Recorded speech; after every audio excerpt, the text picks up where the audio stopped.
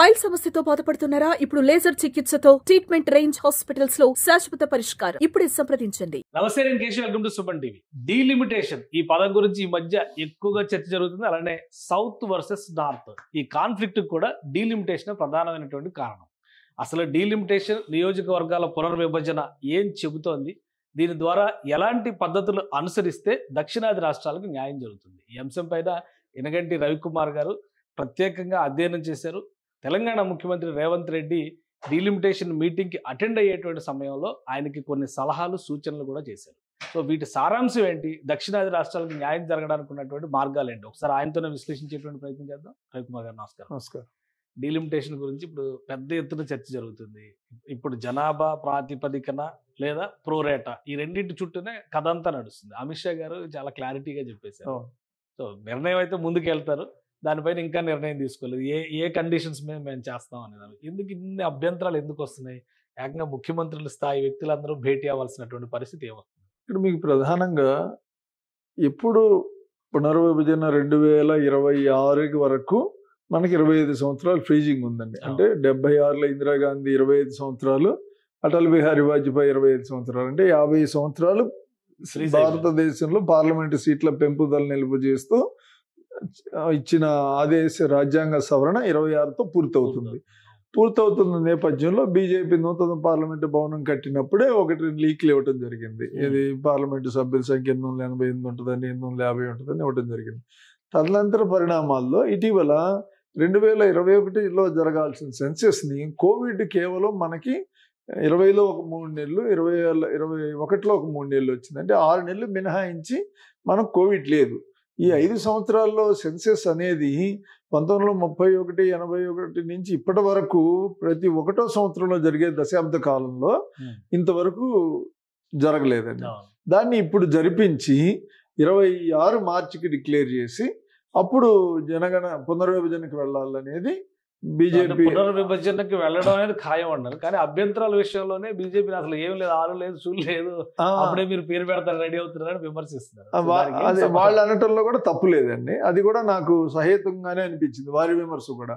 కానీ అలా అంటూనే ఏమంటున్నారంటే వేరే వాళ్ళు, అంటే మనం పెద్దగా బీజేపీలో కిషన్ రెడ్డి గారు ఏమన్నారు, మహిళలకు 33% వచ్చేస్తే రేపు మీరు మహిళలకి మేము ఇచ్చేది. అంటే మహిళల బిల్లులో ఏముంది, పునర్విభజన చేసి మహిళలకు 33 అన్నారు. కేంద్ర కేబినెట్ మంత్రి స్వయంగా చెప్పారు. రెండో అంశం, వీళ్ళందరికంటే కీలకమైన వ్యక్తి ఈరోజు భారతదేశంలో అమిత్ షా గారు అండి.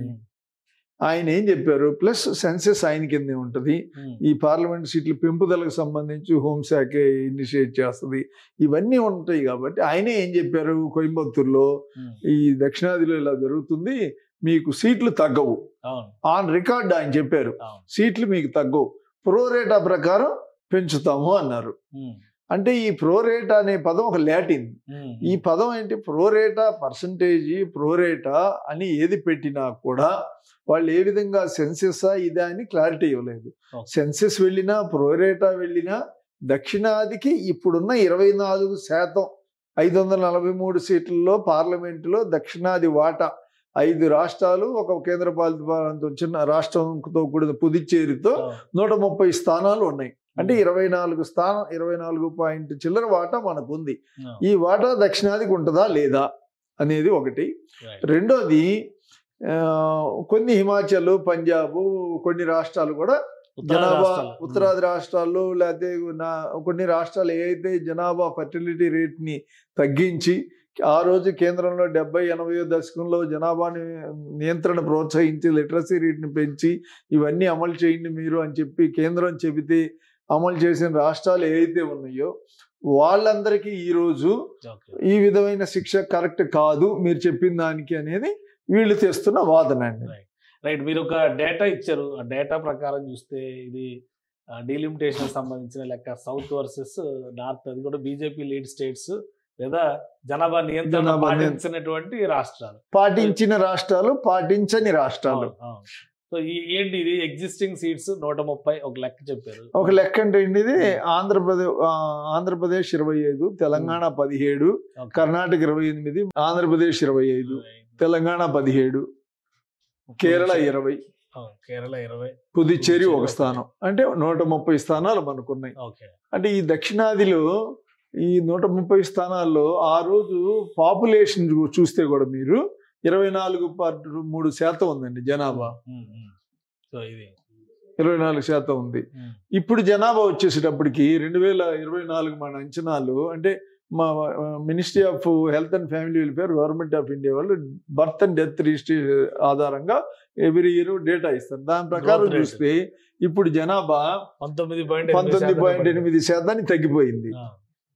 అంటే ఈ తగ్గిన వారు ఏమవుతుంది, సీట్లు 543 సీట్లు ప్రకారం కనుక ఇప్పుడు పునర్విభజన చేస్తే ఇప్పుడు మీకు ఎంత వస్తుంది, 109 సీట్లు.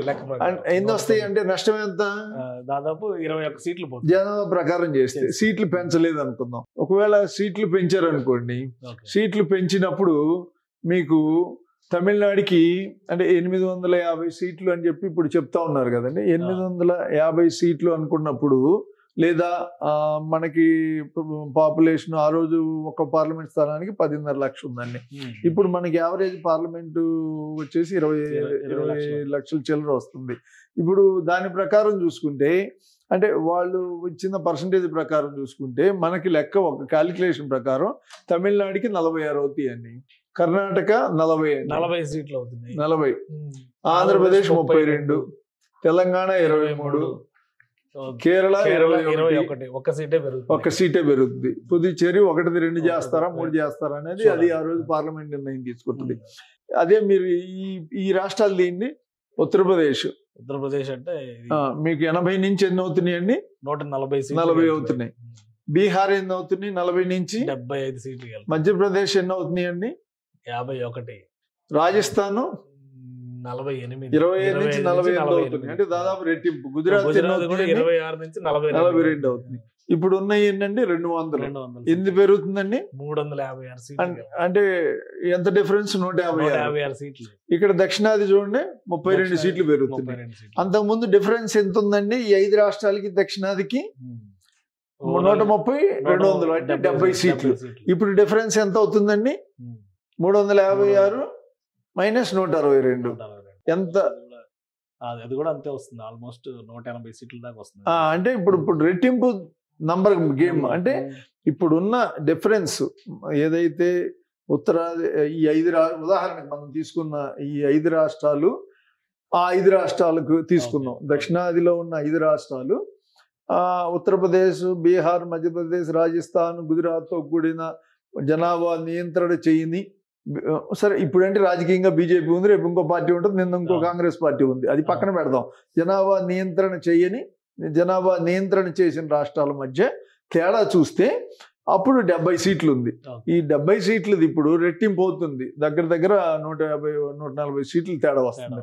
అంటే ఇప్పుడు మీకు ఒక సీటు కూడా పార్లమెంటరీ ప్రజాస్వామ్యంలో చాలా ముఖ్యమైంది. మీరు 98లో తీసుకుంటే కేవలం ఒక్క ఓటు తేడాతో వాజ్పేయి ప్రభుత్వం కూలిపోయింది, గిరిధర్ గమాంగల్ గారు ఓటు వేయటం వల్ల.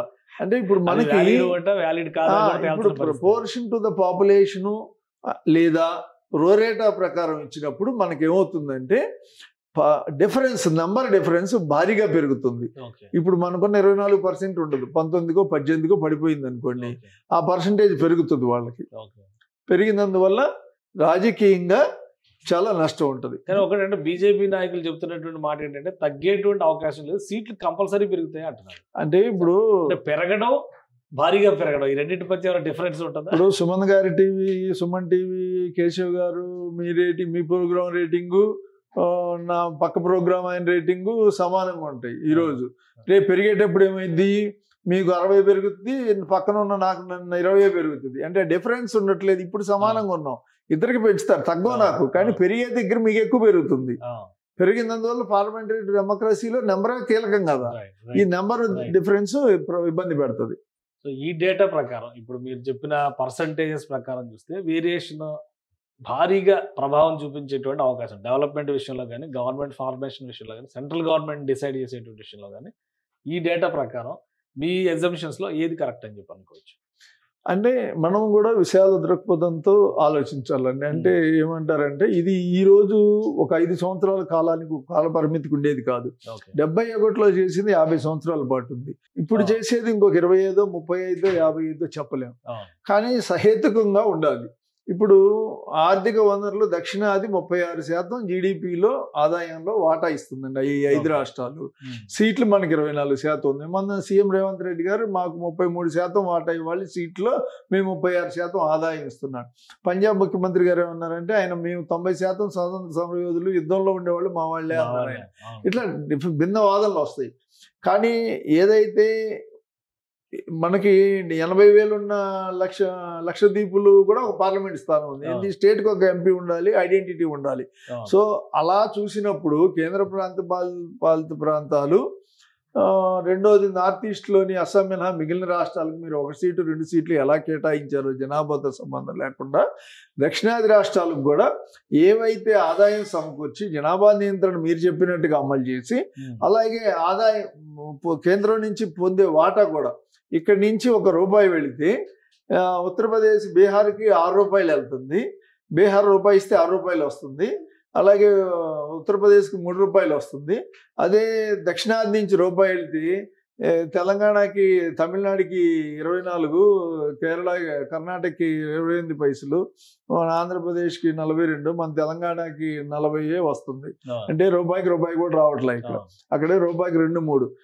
నేను దాన్ని కూడా సమర్థించట్లేదు. ఎందుకు అంటే ఇప్పుడు మనకి ఆదిలాబాద్ ఉందండి, వెనుకబడిన ప్రాంతం. నిజామాబాద్లో జుక్కల్ కాన్స్టిట్యున్సీ వెళ్తే అది వెనుకబడిన ప్రాంతం.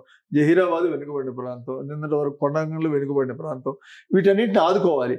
కానీ ఆదుకునే క్రమంలో రోటీ, కపడా, ఔర్ మకాన్, అందరికీ కూడు గుడ్డ తిండి ఇలాంటివి సమకూర్చాలి వ్యవసాయానికి.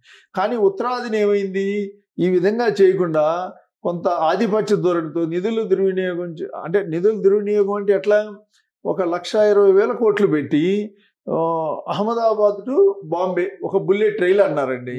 1,20,000 కోట్లు ఒక ట్రైన్కి, ఒక ట్రాక్కి. అదేంటండి, మహారాష్ట్రలో 30%, గుజరాత్లో 70% వెళ్తుంది. ఎవరికి లాభం అది? దానివల్ల మౌలిక సదుపాయాలు ఏం మెరుగవుతాయి? ఎవరు వెళ్తారు వాటిల్లో ప్రయాణం?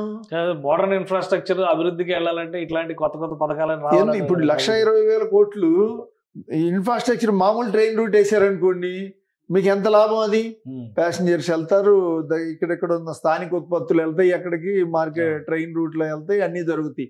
కానీ మీరు ఆ రాష్ట్రాల్లో 1,20,000 కోట్లు ఆ ఉత్తరప్రదేశ్లోనో వాటిల్లో మీరు ఖర్చు పెట్టుంటే, బీహార్లో వారికి మౌలిక సదుపాయాలు మెరుగయ్యాయి, ఇల్లు కట్టించవచ్చు, ఈ వారికి కావాల్సిన సౌకర్యాలన్నీ ఇవ్వచ్చు, మీరు ఎన్నో చేయొచ్చు. అంటే మీరు రాజకీయంగా పార్లమెంటరీ ప్రజాస్వామ్యంలో బలంగా ఉంటున్నారు కాబట్టి మీకు నచ్చింది చేసుకుంటున్నారు. మీరు అక్కడ ప్రజల క్షేమం పూర్తిగా చూడలేదు కదా, చూస్తే ఇలా ఖర్చు పెట్టరుగా.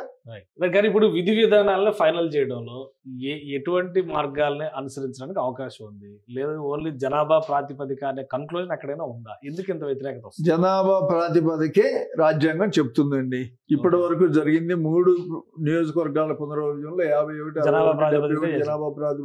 జనాభా లెక్కలు తీసుకుని జనాభా ప్రాతిపదికనే పునర్విభజన చేశారు. 400, 522, 543 సీట్లకి 3 సార్లు పార్లమెంట్ స్థానాలు మారినాయి. ఇది 70 మనం 60 దశకం చివరిలో ఈ దేశంలో కుటుంబ నియంత్రణ మొదలు పెడుతున్నాము. అందువల్ల భవిష్యత్తులో 75లో గ్రహించిన ఆనాటి ప్రధాని ఇందిరాగాంధీ ఎంతో దురదృష్టితో 25 సంవత్సరాలు వాయిదా వేస్తే, అదే జాతీయ దృక్పథము, ఎటువంటి రాజకీయాల కంటే జాతి ప్రయోజనాలే, దేశ సమగ్రతే ముఖ్యంగా భావించిన అటల్ బిహారీ వాజ్పేయి, అరుణ్ జైట్లీ నేతృత్వంలో 2001లో మరో 25 సంవత్సరాలు ఈ ఫ్రీజింగ్ పొడిగించారండి. ఇక్కడ ఒక అంశం నేను చెప్పాలండి ముఖ్యంగా, ఎందుకంటే అసలు పార్లమెంటు సభ్యులు పార్లమెంటరీ డెమోక్రసీలో చట్టాలు చేయటం, లేకపోతే దేశంలో పెద్ద స్థాయిలో ఉన్న సమస్యలు ప్రస్తావించడం, లేకపోతే వాళ్ళ నియోజకవర్గాల్లో ఉన్న కేంద్ర ప్రభుత్వ సంస్థలకు శాఖలకు సంబంధించిన అంశాలకు తప్ప స్థానిక పరిపాలనలో వాళ్ళ రోల్ చాలా తక్కువ ఉంటుంది. సో ఈ నేపథ్యంలో పార్లమెంటు స్థానాలు ప్రజల్లోనే ఏమొస్తుంది, ఎంపీలకి ఇంత జీతాలా, ఉన్నోళ్ళు చాలరా, అది ఇది ఒక వైపు ప్రజల్లో నుంచి, ప్రజా సంఘాల్లో నుంచి వస్తుంది. ఈ నేపథ్యంలో 543 సీట్లని 2004లో ఏ విధంగా అయితే బీజేపీ రాజ్యాంగ సవరణ చేస్తే కాంగ్రెస్ పార్టీ అమలు చేసింది వచ్చి యూపీఏ, అంటే ఇక్కడ ఆ రోజు బీజేపీకి కానీ కాంగ్రెస్కి కానీ ఎన్డీఏ యూపీఏకి ఇలాంటి విషయాల్లో అభిప్రాయ భేదాల్లో ఏకతాటి మీద వెళ్ళారు. వెళ్ళటం వల్ల పార్లమెంటు స్థానాల సంఖ్య దేశంలోనూ వివిధ రాష్ట్రాల్లో మార్చకుండా అప్పుడు ఉన్న ఉమ్మడి ఆంధ్రప్రదేశ్లో 42 సీట్లతోనే పునర్విభజన చేశారు. సో జనాభా ఉన్నది డిస్ట్రిబ్యూట్ అయింది, ఇబ్బంది లేకుండా ఉంటుంది. ఇక్కడ ప్రధాన సమస్య ఏంటి? అసెంబ్లీలు రోజు రోజుకి ఎమ్మెల్యేలతో ప్రజలకు సంబంధించిన ఇంటరాక్షన్ పెరుగుతుంది. అందరూ ఎమ్మెల్యేని ఎప్పుడు వచ్చే పరిస్థితి, శాసనసభ యూనిట్గా వందలాది సంక్షేమ అభివృద్ధి కార్యక్రమాలు జరుగుతున్నాయి. కాబట్టి అసెంబ్లీ స్థానాల పెంపుదలకు ఆయా రాష్ట్రాలకి అనుమతించి ఫ్రీజింగ్ పార్లమెంటు స్థానాలకు పెడితే ఈ పెంపుదల లేకుండా, ఈ ఇబ్బందులు లేకుండా ఉంటాయి అనేది నా భావన. అంటే అందరికి పెరిగిన జనాభాకు తగ్గట్టుగా రిప్రజెంటేషన్ ఉండాలి అనేటువంటి వాదన ఒకటి తీసుకొచ్చింది కేంద్ర ప్రభుత్వం. ఆల్రెడీ వాళ్ళు ఈ విషయంలో ముందుకెళ్తామని క్లారిటీ ఇస్తారు. కానీ అందరికీ న్యాయం చేయాలంటే దక్షిణాది వర్సెస్ ఉత్తరాది అనేటువంటి ఆస్పెక్ట్ లేకుండా చేయాలంటే అసలు ఏ మెథడాలజీలో వీళ్ళు ముందుకెళ్ళేటువంటి అవకాశం ఉంది? లేదా ఏకపక్షంగా ఒక నిర్ణయం తీసుకుని జనాభా ప్రాతిపదిక అని చెప్పి ప్రకటించడానికి ఎంతవరకు ఆస్కారం ఉంది? అంటే ఈ గత 11 సంవత్సరాల ఎన్డీఏ లేదా బీజేపీ లేదా మోడీ అమిత్ షా నాయకత్వాన్ని మనం ఒకసారి పరిశీలించినప్పుడు జమ్మూ కాశ్మీర్లో మనకి తెలంగాణ ఆంధ్రప్రదేశ్లో విభజన చట్టంలో 34-50 సీట్లు పెంచాలని స్పష్టంగా నిర్దేశించారు. ఆ రోజు పార్లమెంట్లో కానీ అటార్నీ జనరల్ కానీ ఇచ్చిన ఒపీనియన్లో therefore unless and until Article 170 is amended to bring up in the line with the Section 26 the increase in the number of seats cannot be given effect అని చట్టం కంటే రాజ్యాంగం గొప్పదని ఆ రోజు అటార్నీ జనరల్గా మోకుల్ రోహ్తగ్ని ఇస్తే దీన్నే పార్లమెంట్లో గత 10 ఏళ్లుగా చెప్తున్నారు, రాజ్యాంగ సవరణ చేయండి, మీకు సీట్లు పెంచడానికి లేదు అని. కానీ జమ్మూ కాశ్మీర్లో 8 సీట్లు పెంచేశారు కదండి, అదే విభజన చట్టంతో చేశారుగా. 170 రాజ్యాంగ సవరణ చేశారా? చేయలేదు కదా. అంటే ఈ విభజన కాంగ్రెస్ చేసింది, ఆ విభజన బీజేపీ చేసిందని అనుకోవాలి. ఇక ఇప్పుడు అల్టిమేట్ గా విశాల దృక్పథంతో ఉండాలి. కానీ జాతీయ స్థాయిలో చట్టాలు చేసినప్పుడు ఇలా చేస్తూ వెళుతున్నప్పుడు ఇంకా రేపు ఈ బిల్లు ఈ అంశంలో వారు ఏదైతే అనుకుంటారో అదే చేస్తారు తప్ప వీళ్ళు అడిగినట్టుగా మద్రాసు. మీ లెక్క ప్రకారం స్టెప్ 1, స్టెప్ 2, స్టెప్ 3 ఏంటి? అంటే ముందు జనాభా గణన చేయాల్సిందేనా, తర్వాత ప్రాసెస్? ఇంకొక కీలకమైన అంశం ఉందండి. అసలు ఇక్కడ మనకి 284వ రాజ్యాంగ సవరణలో ఏం చెప్పిందంటే 2026 తర్వాత వచ్చే మొదటి జనగణనను పరిగణలోకి తీసుకుని పునర్విభజన చేయాలి అని ఉంది. అంటే 2026 తర్వాత మొదటి జనగణన ఎప్పుడు జరిగిద్ది? 31లో జరగాలి యాజ్ ఫర్ ద రూల్. అయితే 31లో జరిగితే 33లో వస్తుంది. 33లో 33లో వస్తే కమిషన్ ఇస్తే 39 ఎలక్షన్కి. కానీ ఈ సెన్సెస్ వాయిదా వేయటం వల్ల ఇది కూడా ఇంటర్నేషనల్ వాయిదా పోయిన పరిస్థితులు అనేలా చేస్తున్నాయి, అనుమానం వచ్చేలా. రేపు 26లో జనాభా ప్రకటించి దీన్ని 26 తర్వాత జనాభా అన్నాం కాబట్టి దీని ప్రకారం పునర్విభజన చేస్తున్నామని చెప్పే అవకాశం ఒకటి.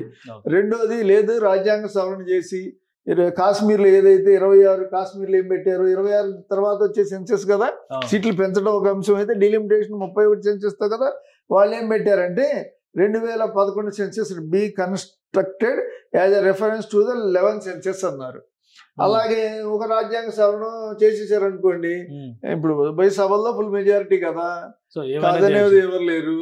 సో 2011 జనాభా లెక్కల ప్రకారం ఉన్నారు అనుకోండి, రేపే మొదలు పెట్టేయచ్చు. దక్షిణాది హక్కుల్ని కాపాడుకోవడం అనేది కేవలం రాజకీయ నినాదంగా మిగిలిపోతుందా? నిజంగా దక్షిణాది రాష్ట్రాలన్నీ కలిసి కట్టుగా ఈ విషయంలో ఒక నిరసన తెలియజెప్పేటువంటి అవకాశం ఉందా?